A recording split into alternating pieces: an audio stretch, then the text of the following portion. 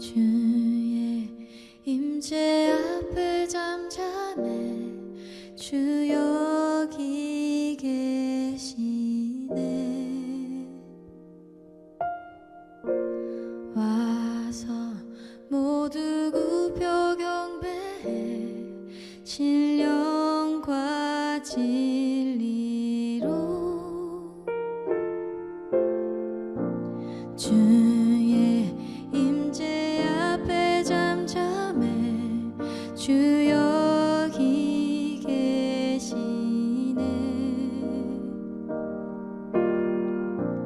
와서 모두 굽혀 경배해 신령과 진리로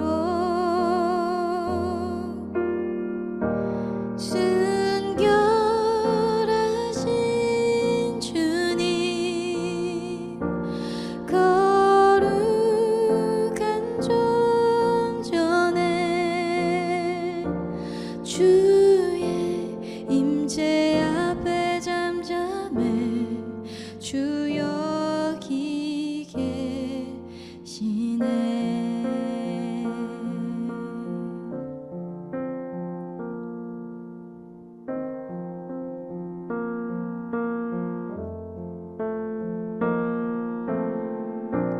주의 임재 앞에 잠잠해 주 여기 계시네.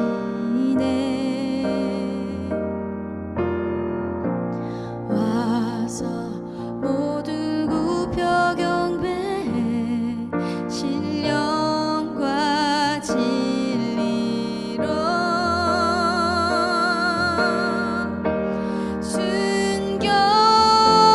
순결하신 주님 거룩한 존전에 주의 임재 앞에 잠잠해 주 여기 계시네. 주의 임재 앞에 잠잠해 주 역사하시네.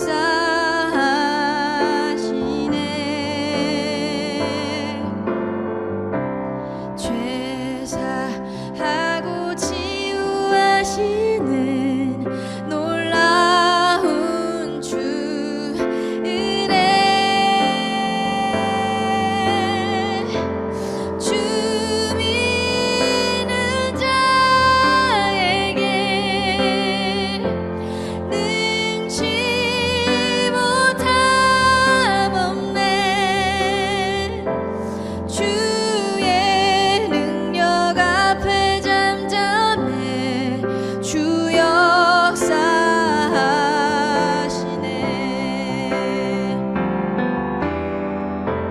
주 믿는 자에게 능치 못함 없네. 주의 능력 앞에 잠잠해 주 역사하시네.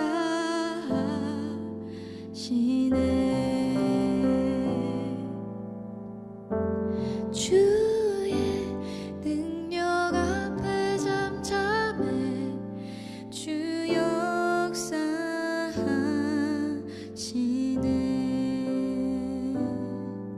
주 역사하시네.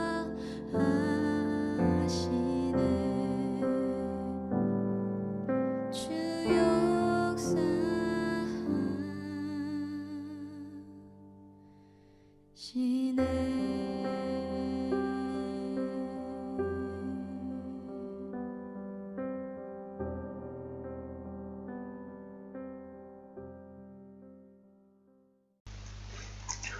할렐루야. 2020년 10월 18일 주일입니다. 오늘도 구약성경 예레미야서 47장 1절로 7절 말씀을 통해서 하나님께서 우리에게 주신 비전이라는 제목으로 함께 은혜 나누기를 원합니다. 우리가 평생을 사는 동안 기도해야 될 제목들이 많이 있는데 그 중에 늘 빼먹지 말고 해야 할 제목 한 가지가 있습니다. 바로 좋은 만남을 위해서 기도하는 거죠. 내 자신과 우리 자신들이, 우리 또 자녀들이 좋은 만남, 또 하나님이 기뻐하시는 순수한 믿음의 사람들을 만남으로 교제하고 복을 받는 그런 만남, 그런 좋은 사람들을 만남으로 내 신앙도 살아나고 나도 살고 남도 살고 더 나아가 민족을 살릴 수 있는 그런 만남을 위해서 기도해야 합니다. 그러나 우리 믿음의 사람이 가는 길에는 늘상 그런 좋은 만남만 있는 건 아닌 것 같아요. 때로는 갈등이 있는 만남도 있고 아픈 만남이 있고 정말 힘든 만남도 있고 세상 말로 이건 악연이라고 생각되는 그런 만남도 있을 수 있습니다. 할 수만 있으면 피하고 싶고 가능하다면 만나고 싶지 않은 그런 부담스러운 만남도 있어요. 그런 사람들을 만나면 왠지 영혼이 피곤해지고 부담이 됩니다. 그 사람들이 하는 말들 들어보면 이 사람 참 똑똑하다. 올바른 소리만 한다. 그런 생각이 들 때가 있지만 하루 종일 같이 있어 보면 같이 있는 것 자체가 너무 힘든 그런 만남이 있어요. 늘 가르치려고만 하고 늘 충고하려고 하는 그런 사람들을 한번 만나보십시오. 얼마나 피곤한지요. 이런 만남도 우리 인생에 있을 수 있어요. 우리가 정말 이해할래야 이해할 수 없는 그런 만남들. 내가 왜 이 사람을 만나야만 했을까? 하나님은 도대체 왜 이런 사람을 내 인생에 만나게 하셨을까? 도무지 받아들이기 힘들고 이해할 수 없는 그런 만남을 우리가 가질 수가 있어요. 그래서 가수 김건모가 그런 노래를 불렀죠. 잘못된 만남. 참 부담스러운 만남, 아픈 만남이 있는데 우리 옆에 누가 계시거든 함께 이렇게 인사했으면 좋겠어요. 내가 이렇게 부담스럽습니까? 자, 시작. 그런데 그 부담스러운 만남 가운데 특별히 우리의 믿음을 조롱하고 우리를 핍박하는 만남이 있습니다. 자기가 신앙을 가지지 않았기 때문에 하나님을 알지 못하기 때문에 하나님 말씀을 알지 못하기 때문에 자신의 무지함과 교만함을 깨닫지 못하고 어떤 쥐꼬리만한 그 배운 지식과 자기가 일부분만 경험한 어떤 종교적인 경험을 근거로 해서 우리의 믿는 그 믿음을 부정하고 조롱하고 핍박하고 구약성경 창세기부터 신약성경 요한계시록까지 단 한 장도 읽어보지 못한 사람이 기독교 전체를 힐난하고 비난하고 믿는 사람들을 조롱하는 그런 사람들을 만날 때 참 힘든 경험을 해보게 됩니다. 오늘 본문을 보시면 그런 사람들이 나오는데요. 바로 블레셋 사람들입니다. 이 사람들이 하나님의 백성인 이스라엘 백성들을 얼마나 조롱하고 핍박하고 괴롭혔는지 모릅니다. 이 블레셋 사람들의 특징이 있어요. 이 블레셋이라고 하는 뜻은요. 뒹굴다, 더듬다, 탐닉하다 뭐 그런 뜻을 가지고 있는데 굉장히 성격적으로도요. 호전적인 성격입니다. 다른 사람들이 어떤 잘못이 보이면 정확하게 지적하고 판단하고 틈만 있으면 그런 것들을 찾아내고 공격하는 정말 스토커와도 같은 그런 모습을 가진 사람들이에요. 사실 이 블레셋 사람들이 살고 있는 이 땅은요. 조그마한 5개 도시로 형성된 아주 작은 그런 땅입니다. 그렇게 별 볼 일 없는 작은 힘을 가지고서도 인간관계를 잘 맺어서 다른 사람들을 자기 편으로 만들고 사람들에게 도움을 얻어서 그것을 힘으로 믿고 그 작은 능력 가지고 하나님의 백성들을 괴롭히고 조롱하고 공격하는 일에 목숨을 걸었던 사람들이었습니다. 그러면 본문 말씀을 다루기 전에 스가랴서 9장 6절을 한번 보겠습니다. 오늘 본문과 연관된 말씀인데요. 스가랴서 9장 6절과 7절을 같이 볼게요. 시작. 아스도드에는 잡족이 거주하리라. 내가 블레셋 사람의 교만을 끊고 그의 입에서 그의 피를 그의 이 사이에서 그 가증한 것을 제거하리니 그들도 남아서 우리 하나님께로 돌아와서 유다의 한 지도자같이 되겠고 에그론은 여부수 사람같이 되리라. 여러분, 이 블레셋 사람들이 정말 작은 나라고 작은 능력을 가진 나라인데 배움도 경험도 세상적으로 내놓을 것도 없으면서도 유독 남을 잘 판단하고 공격하는 그런 유형의 사람들이에요. 특별히 오늘 여기 말씀 보면 스가랴서에 보면 그 입에 피가 가득했다고 했습니다. 입만 열면 다른 사람 저주하고 욕하는 거죠. 입만 열면 다른 사람 가슴에 멍이 들이오게 하고 상처를 주는 거예요. 한국에서 아이들이 쓰는 말 중에 주벌구라는 말이 있어요. 주벌구. 무슨 말이냐면 주둥이만 벌리면 구라를 친다는 말이에요. 입만 열면 남의 가슴에 상처를 주는 그런 사람들을 말해요. 7절을 한번 다시 한번 보세요. 거기 보면 이 사이에 뭐가 또 있습니까? 가증한 것들이 있어요. 허세, 위선 이런 것들이 가득 끼어있다 그 말입니다. 누가? 블레셋 사람들이. 자기들의 작은 힘과 능력 통해서 하나님의 백성들을 괴롭히고 판단하고 공격하는 그런 일들을 하고요.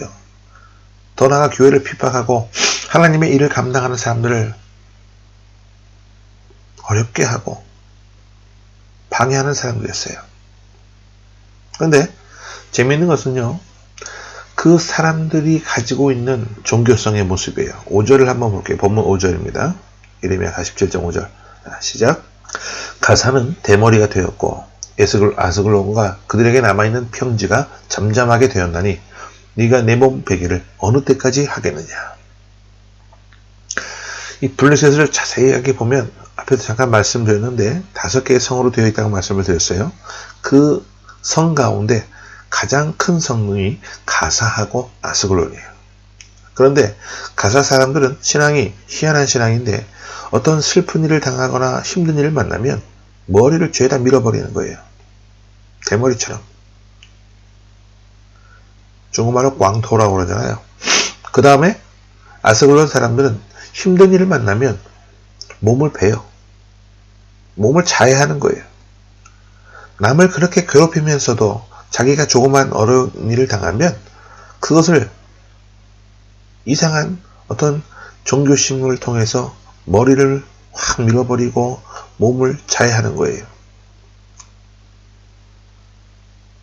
왜 학생들 보게 되면 옛날에 주먹개나 쓰는 아이를 보면 꼭 이렇게 팔뚝에 자해를 한 어떤 흔적을 자랑하는 아이들이 있었어요. 그런 모습을 한번 생각을 해보시면 좋을 것 같아요. 정리해보면 여기 블레셋 사람들은 자기 나름대로는 반듯하게 산다고 하면서도 약간의 능력 가지고도 또 원만한 인간관계 가지고 좋은 친구들도 주변에 많이 있었어요. 발도 넓어서 참 힘 있는 사람들도 많이 알았어요. 하지만 그 열매를 보면 사람들을 무시하고 사람들을 쉽게 판단하고 사람들 마음에 상처 주는 일에 앞장섰던 그런 모습이었다 그 말입니다. 예수 믿는 사람들을 조롱하고 그들의 믿음을 조롱하고요. 교회와 기독교를 판단하고 비판하는 일을 아무 거리낌 없이 행했어요. 얼마나 하나님의 백성들이 이 블레셋 사람들 때문에 혼이 났는지 모릅니다. 법궤도 빼앗긴 적이 있었어요. 틈만 나면 호시탐탐 노립니다. 함께 하기에는 아주 먼 당신, 너무 힘든 사람들이에요. 그런데 때가 되니 여러분 역사는 누가 주관하십니까? 하나님이 주관하시잖아요. 그 만남을 통했을 때 우리의 좁은 머리와 가슴으로 이해할 수 없었고 답답했었지만 배후에 전 세계 이 지구촌을 지휘하시는 지휘자 되시는 그 하나님의 지휘권 속에 이 역사가 들어가 있잖아요. 때가 되면 하나님께서 그 문제를 직접 처리하시기 시작하는 겁니다. 해결하시기 시작하는 거예요. 오늘 본문이 블레셋 사람들을 하나님이 어떻게 처리하시는가에 대한 말씀이에요. 그러면 본문 2절 말씀을 한번 봅니다. 자, 2절 시작. 여호와께서 이와 같이 말씀하시되 보라 물이 북쪽에서 일어나 물결치는 시내를 이루어 그 땅과 그 중에 있는 모든 것과 그 성읍과 거기에 사는 자들을 휩쓸리니 사람들이 부르짖으며 그 땅 모든 주민이 울부짖으리라. 큰 장막 앞에서 북방에서부터 물이 흘러서 다 엄몰시키는 것처럼 때가 되면 그렇게 기고만장하고 사실 별 볼 일 없으면서도 다른 사람들을 우습게 알았던 이 교만한 사람들, 하나님께서 때가 되면 홍수로 쓸어버리시는 거예요. 어느 한순간 하나님이 징계하시는 날이 오는 거예요. 그 다음 3절도 봅니다. 시작. 군마의 발굽소리와 달리는 병거 바퀴가 진동하는 소리 때문에 아버지의 손맥이 풀려서 자기의 자녀를 돌보지 못하리니. 그러니까 이런 하나님의 심판이 임할 때에는 친아버지도 자식을 보호할 수 없는, 아무도 막을 수 없는 그런 하나님의 심판의 모습이라는 거죠. 하나님의 징계가 임하면요, 친가족 지간에도 도와줄 수가 없어요. 이게 무서운 겁니다. 그 다음 4절도 보겠습니다. 4절 시작. 이는 블레셋 사람을 유린하시며 두로와 시돈에 남아있는 바 도와줄 자를 다 끊어버리시는 날이 올 것입니다. 여호와께서 갑돌섬에 남아있는 블레셋 사람을 유린하시니라. 도와줄 자들 다 끊어버리시는 날. 두로와 시돈은 이제 블레셋 지경이 아니에요. 페니키아라고 하는 그 당시 강대한 나라의 도시입니다. 그러니까 그 강한 나라하고 동맹국을 맺어서 늘 자기를 돕게 했는데 하나님의 심판이 임하는 날은 도와주기로 약속을 했던 사람들도 도움을 줄 수 없게 되는 거예요. 왜? 하나님이 끊어버리셨거든요. 내 친아버지도 나를 도울 수 없고 나를 도와주겠다고 철석같이 맹세했던 사람들도 다 끊어버리시고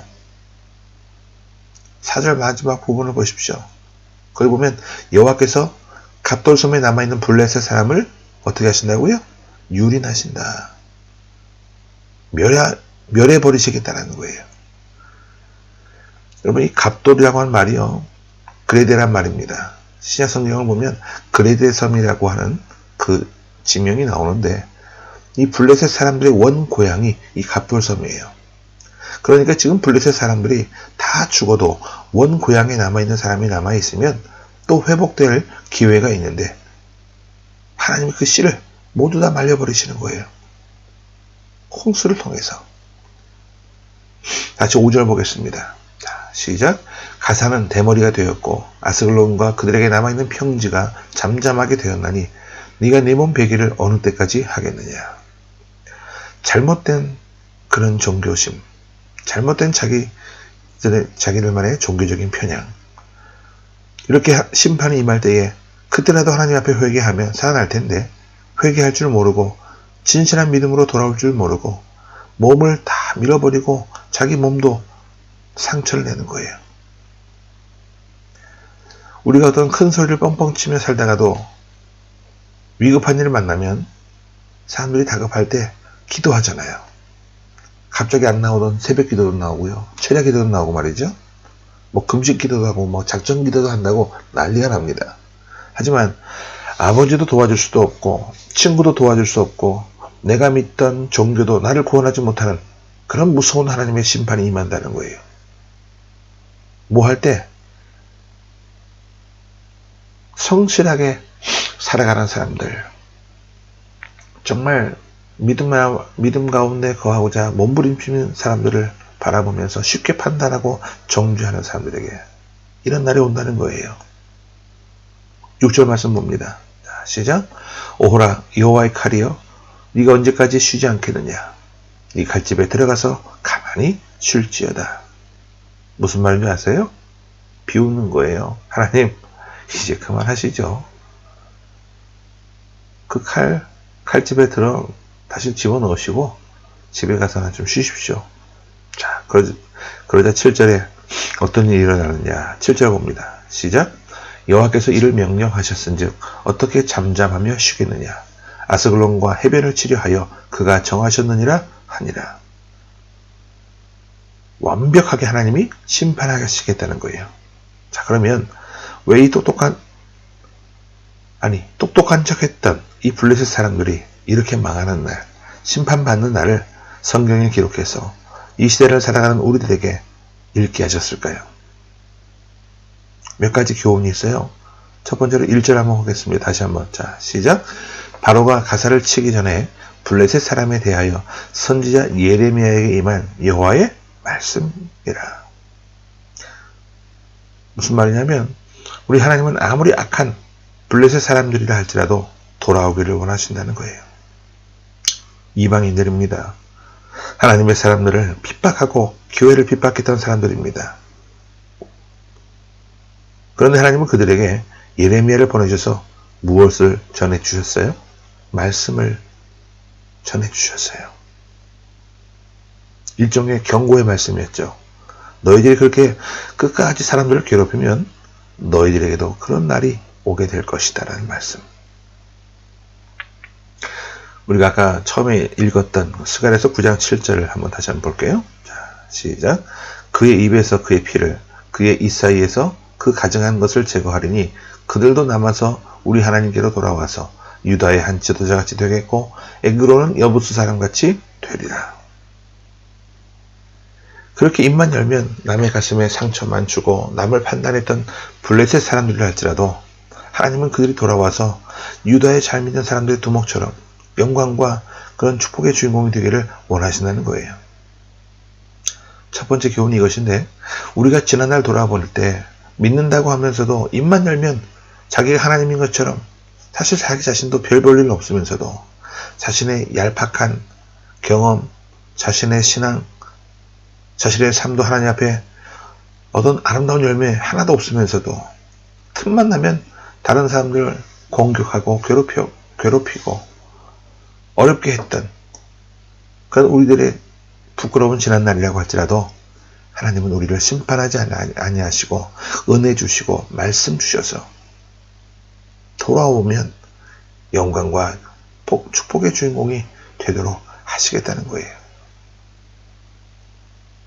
옛날에는 핍박자요, 포행자요, 회방자로 살아왔다 할지라도 복의 주인공이 되라는 거예요. 남은 인생 이제 하나님 앞에 나와서 좀 제대로 믿음으로 살아보라는 거예요.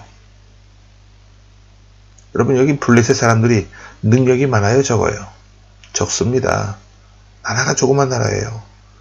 자기들도 사실 별 볼 일 없는 사람들이에요. 그런데 자꾸 남을 어렵게 하고 판단하고 정죄했거든요. 괴롭혔거든요. 그러지 말라는 거예요. 교훈이 무엇입니까? 적은 능력 가지고 있다고 해서 자랑하지 말고 그 능력 통해 사람을 축복하고 살리는 인생으로 살라는 거예요. 여러분 우리가 예수 믿는다고 하는데 예수 믿는다는 게 무슨 말입니까? 십자가에 지난날의 인생, 잘못 살아온 인생들 못 받고 남은 인생은 나도 살고 남도 살리는 그런 인생으로 살겠다. 이것이 예수 믿는 사람의 모습이에요. 나는 살고 너는 죽고 그거에 아니에요. 부활의 신앙으로 내가 살고 내 안에 있는 예수님, 내가 그 주님과 함께 하면서 내가 예수님처럼 희생하고 봉사함으로 나도 살고 너도 살고 우리 모두 살리는 사람이 진정 예수 믿는 사람들, 바로 믿는 사람들의 모습이에요. 두 번째 5절을 다시 한번 봅니다. 본문 5절. 시작. 가사는 대머리가 되었고 아스글론과 그들에게 남아있는 평지가 잠잠하게 되었나니 네가 내 몸 베기를 어느 때까지 하겠느냐. 성질만 나면 죄 없는 그 머리카락은 다 죄다 밀어버렸던 사람들이에요. 여러분 이걸 한번 거꾸로 해석해 볼게요. 구약 성경에 보면 하나님의 사람들, 특별히 나실인이 나오는데 머리를 밀었어요, 안 밀었어요? 안 밀었어요. 하나님께 바쳐진 사람들 머리를 깎지 않았어요. 삭도를 머리 안 댔어요. 장발로 살라는 얘기가 아닙니다. 머리에 칼을 대지 않았다는 것은 내 인생의 주인은 하나님이시다는 의미예요. 두 번째는 내 인생은 내 힘으로 살지 않고 하나님이 공급해 주시는 능력으로 살겠다라는 의미로 머리에 삭도를 대지 않았던 겁니다. 이제까지는 내 경험과 지식과 힘으로만 살아왔습니다. 그러니까 뭐가 상황이 쉽게 돌아가지 않고 어려우면 승질 난다고 죄 없는 머리 확 죄다 밀어버리고 반항했어요. 그러나 이제 남은 인생은 그것이 아니라, 그런 모습이 아니라 하나님의 능력을 힘입고 그 능력으로 살겠다는 겁니다. 여러분, 우리가 기도할 수 있기를 바라요. 함께 모여 이 예배 시간에 나와서 하나님의 은혜를 힘입어야만 우리가 세상 나가서 바르게 살 수 있어요. 하나님이 내 인생의 주인이 되시고 그 하나님의 뜻과 하나님의 능력을 믿고 살겠다는 그 고백이 내가 끊임없이 터져 나와야만 합니다. 사업하다가 한번 실패했다고, 가정생활에 한번 실패했다고, 신앙생활에 한번 실패했다고 주저앉지 말고 과거의 그 실패를 경험 삼아 자신의 명철과 자신의 어떤 느낌만 의지하지 말고 나를 용서하시고 구원하시고 날 위해 십자가에 죽기까지 사랑하신 그 하나님의 크신 사랑과 능력과 약속을 믿고 그분을 의지하고 그분의 도우심으로 아름다운 삶을 새롭게 시작하라는 겁니다. 누구와 함께? 그분과 함께, 주님과 함께. 힘들고 어렵다고 자기가 교만해져서 그렇게 인생 마음대로 살아놓고도 자기 몸 학대하지 말라는 거예요. 달리 표현하면 이제 하나님의 능력으로 살되 하나님이 주신 몸 가지고 어차피 늙어 썩어가는 몸이지만 이 몸 가지고 남은 인생을 헌신하며 봉사하며 가치를 따라 살아보라는 겁니다. 여러분, 우리가 우리 몸을 통해 하나님께 영광 돌리는 섬김의 삶, 우리가 천년만년 사는 것 아닙니다. 주어진 시간 최선의 모습으로 가장 아름다운 모습으로 섬기며 살아보라는 겁니다. 말씀을 정리합니다. 남은 인생 이제는 사람을 살리는 삶으로 우리가 방향을 잡아야만 합니다. 나도 살고 남도 살리고 우리 힘만으로 살다가 안 된다고 반항하지 말고 하나님의 능력만 믿고 살아보시기 바랍니다. 그리고 더 나아가서 우리 몸으로, 우리 주어진 몸으로 어떤 주어진 여건들이 힘들고 어렵더라도 내게 주신 형편 속에서 감사하며 하나님 앞에 헌신하며 살 수 있기를 바랍니다. 우리의 남은 인생 이제 세 가지를 정리를 해야 되는데요. 이제는 우리 입술을 통해 사람을 살리며 축복하는 인생으로 살게 하옵소서. 또한 이제는 우리 힘만으로 살지 않게 하시고 하나님의 능력과 은혜로 살게 하시되 우리 몸으로 봉사하며 헌신하며 살아서 나 때문에 가정과 이웃이 복을 받는 그런 열매 맺는 삶으로 살게 하옵소서. 이 기도가 오늘 이 아침 저와 여러분의 우리 모두의 간절한 기도와 외침이 될 수 있기를 주의 이름으로 축원합니다. 아멘. 함께 기도합니다. 주님, 지금도 지구 한 모퉁이에서 예수 믿는 그 믿음 하나 때문에 온갖 학대와 핍박을 받고 있고 그럼에도 불구하고 신실하게 믿음을 지켜가기 위해 고통 속에 살고 있는 이들이 있습니다. 지금도 지구 한켠에서 얼마든지 무수한일하게 편안하게 화려하게 살 수 있는 모든 것들을 버리고 남은 인생 더 봉사하며 헌신하며 살겠다고 땀 흘리는 아름다운 이들이 있습니다. 주님, 우리의 삶의 모습이 이런 모습이 되기를 원합니다. 우리 삶의 현장에서 하나님께서 내게 주신 분복들을 통해 아름답게 쓰임받는 저희들 되게 하여 주옵소서.